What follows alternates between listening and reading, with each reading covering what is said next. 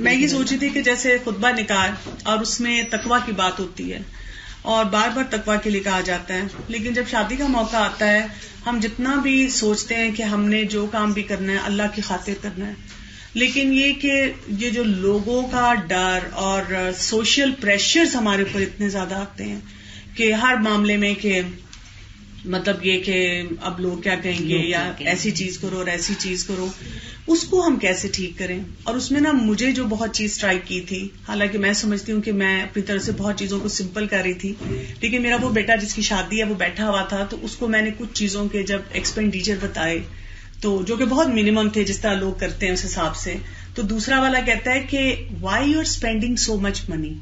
تو اس میرے بیٹے نے کہا they are still afraid of people.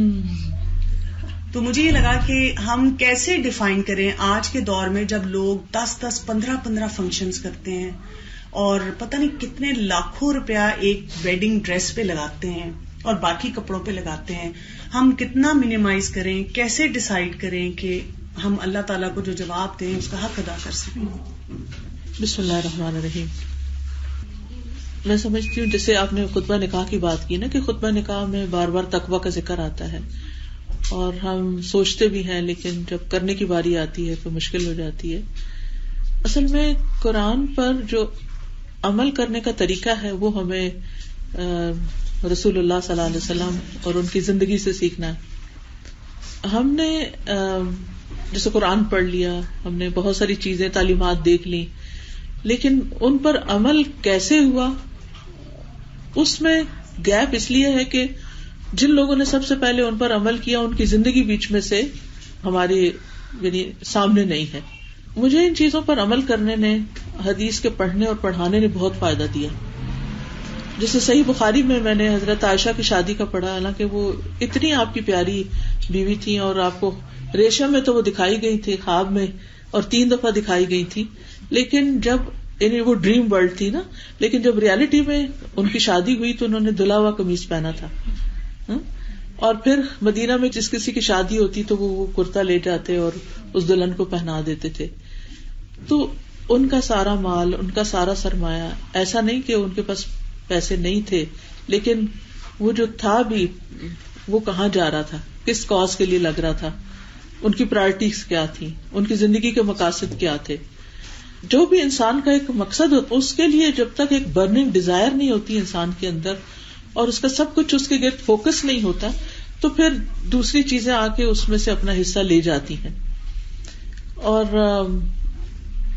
اس میں اب دیکھیے کہ جیسے حضرت عبد الرحمن بن عوف کے بارے میں آج ہی وہ پروگرام میں ایک بچی بتا رہی تھی کہ ان کے جو فوت ہوئے تو ان کا جو مالی سرمایہ تھا وہ 3 ارب 10 کروڑ اور پتہ نہیں کتنے لاکھ دینار تھا.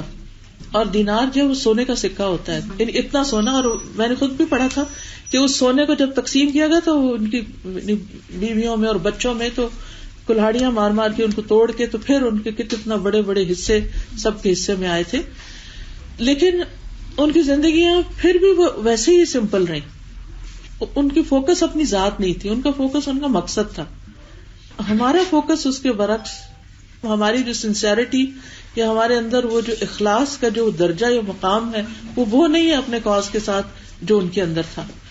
ٹھیک ہے، اگر میں نہیں کہتی کہ دھلا ہوا قمیص ہی پہنے، جو اللہ تعالیٰ دے اس میں سے، لیکن جس طریقے سے ہم لباس کے اوپر اسراف کر رہے ہیں میں سمجھتی ہوں شاید دنیا کے کسی اور حصے میں اس طرح نہ ہو رہا ہو.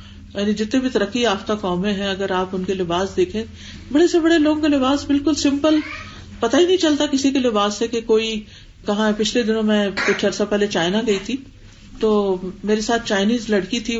وہ جیسے ٹرینز پر اکثر ہم نے سفر کیا تو لوگوں کی ایک بھیڑ ہوتی تھی، ایسا لگتا ہے جیسے ہمارے ملک میں جلوس نکلتا نا، تو چائنیز اس طرح مختلف جگہوں پر نظر آتے ہیں، سڑکوں پر اور اسٹیشن وغیرہ پر. تو مجھے وہ اکثر کہتی تھی کہ اس میں سے مجھے پہچان کے دو، کوئی بلینئر تمہیں نظر آ رہا ہو، کوئی ملینئر نظر آ رہا ہو. تو میں ایسے غور کرتی کہ کوئی ہے فرق؟ تو میں کہتی نہیں، کچھ مجھے تو سمجھ نہیں آ رہی. کہتی اس میں بہت سے لوگ ایسے ہیں کہ جو بہت مالدار ہیں لیکن اس کے باوجود چونکہ پریکٹیکل لائف گزارتے ہیں. ہمارے صرف 10% گھروں میں شاید استری ہو، وہ بھی نہیں. میں نے اپنا وہ گاؤن دھویا تھا, میں نے کہا مجھے استری کرنا ہے, تو کہتی ہے یہاں استری نہیں ہوتی ہے, ہمارے یہاں ہے ہی نہیں چائنیز کے گھروں میں استری.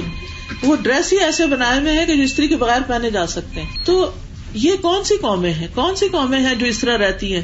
غریب قومیں. چائنا ہم سے آگے ہے, لیکن کیوں یہ لباس پہنتے ہیں؟ کیونکہ کام کرنا ہے, ایک پرپز ہے زندگی میں, ایک مقصد ہے.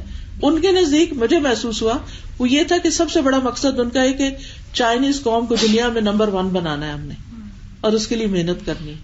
اور کوئی چھوٹی سی چیز بھی ہوتی تھی تو کہتے تھے ہم نے وہ کام نہیں کرنا کہ جس سے ہمارا جو نام ہے اس پہ حرف آئے.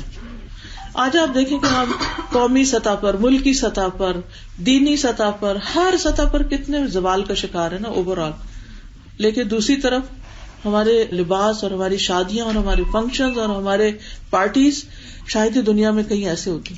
ایون ہمارے نیبرنگ کنٹریز جو ہیں وہاں پر بھی اتنی سادگی ہے لباس میں اور باقی چیزیں. ٹھیک ہے وہ ٹی وی پہ جو فلمیں وغیرہ نظر آتی ہیں وہ ایک مخصوص طبقہ ہے جو اس طرح پورٹریٹ کر رہا ہے, لیکن پریکٹیکل لائف میں ایسا نہیں ہے. تو ہم سب کے لیے ایک لمحہ فکریہ ہے, وہ صرف اپنے آپ کو میسج دینے کی بات ہے اور سوچ بدلنے کی بات ہے نا کہ ہم نے کس طرح کرنا ہے. اور اس کے لیے جب ہم ایک دفعہ ڈیسائیڈ کر لیں, جب میں نے کوئی کام کرنا ہوتا ہے نا تو میں سوچتی ہوں یہ کرنا ہے, تو پھر مجھے اگر دل میں دوسرا خیال ہے کہ ہائے پھر کیا ہوگا, پھر کوئی خوف کا, میں کہتی تو کیا ہو جائے گا, تو کیا ہو جائے گا, تو کیا ہو, اس کے بعد کیا ہوگا, اس کے کچھ بھی نہیں ہوگا.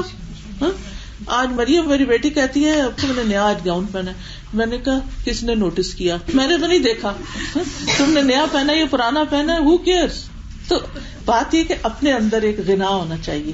اور جہاں تقویٰ کی تعلق ہے نا, تقویٰ اللہ سے وہ گہرا تعلق. خوشگوار شادی کی بنیاد 2 باتوں, ایک تقویٰ اور ایک احسان. اللہ کے لیے جو تعلق ہے اس میں تقویٰ, اور بندوں کے ساتھ احسان کا معاملہ. یہ 2 چیزیں یاد رہیں تو خوشیاں ہی خوشیاں اس زندگی میں. پھر سوری میرا جواب اتنا لمبا ہو گیا.